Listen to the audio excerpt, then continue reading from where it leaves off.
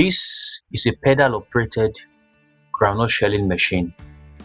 I was able to take this project from the CAD Design brief to the final fabrication-ready model with the Finite Element Analysis carried out on the frame using the ANSYS Fluent software.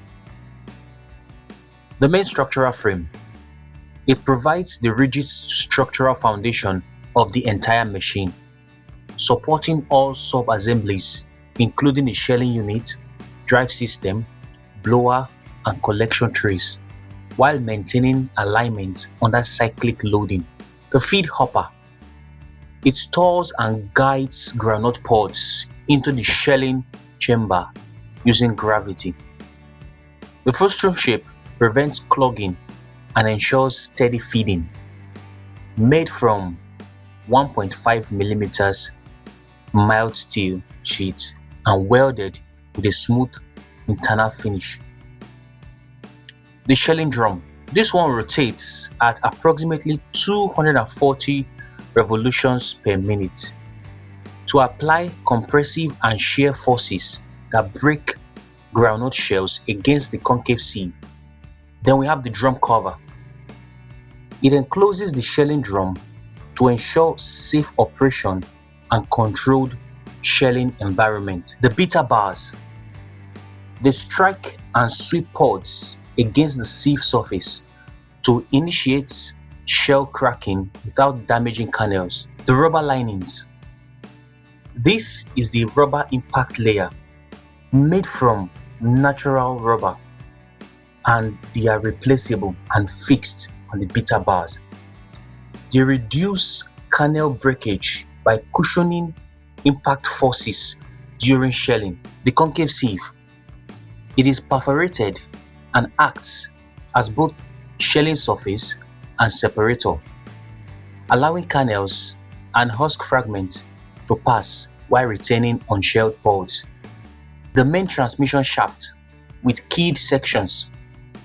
Its function is to transfer torque from chain drive to the shelling drum. The shelling chamber housing.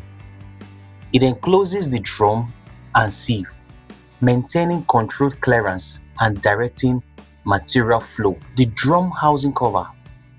It is a top access cover that provides maintenance access and safety enclosure during operation. The air separation chamber that uses controlled airflow to separate lighter husks from heavier kernels after shelling. The cover for the small opening on drum housing. The opening is an inspection or access port, which allows the removal of unshelled pods and inspection of shelling chamber during maintenance. Then we have the Kernel Outlet chute.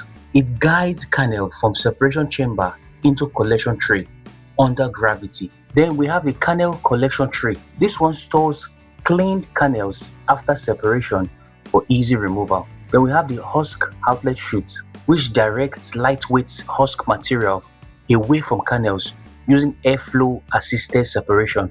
Then we have the husk collection tray. It collects expelled husk waste for disposal or reuse. The crankshaft converts human pedaling into rotational motion to drive the system. Centrifugal blower units. It generates airflow for material separation between husk and kernel. Pedal. The pair, the surface upon which the operator places their feet to propel the mechanism, converting the human leg motion into rotational mechanical energy. Made with bicycle-grade platform pedals. UCP 205 bearings, a pillow block bearing that supports rotating shafts and reduce friction at high load points. 48-tooth driver sprocket that transfers motion from crankshafts to chain drive system. 12-tooth sprocket that receives power and increases rotational speed of shelling drum shafts. The driver sprocket